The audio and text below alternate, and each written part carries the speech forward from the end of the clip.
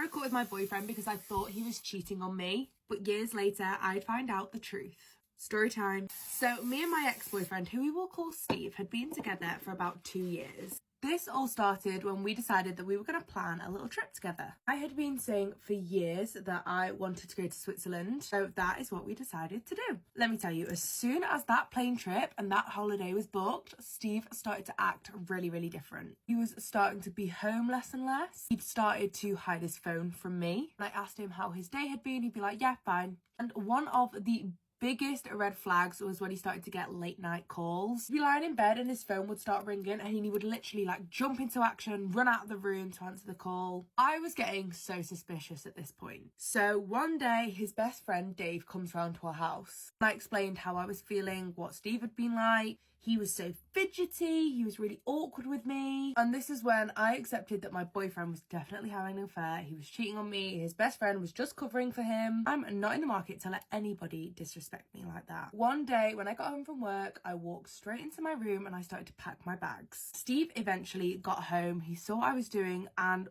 seemed so confused. He was trying to stop me from packing. I was so angry. I was like, you know what you've done. I've been driven to do this. I literally couldn't even look at him. After I called my brother and he came to pick me up. I stayed with my brother for a few days and Steve and all of his family kept trying to contact me, so I decided to just block them all. Oh, bold moves coming from our girl today. A week later, my brother came home with a letter addressed to me from Steve. And I was like, there is no way I am reading this. I tore it up straight away and it went straight into the bin. I didn't need his excuses. I didn't need his scrambling to get me back.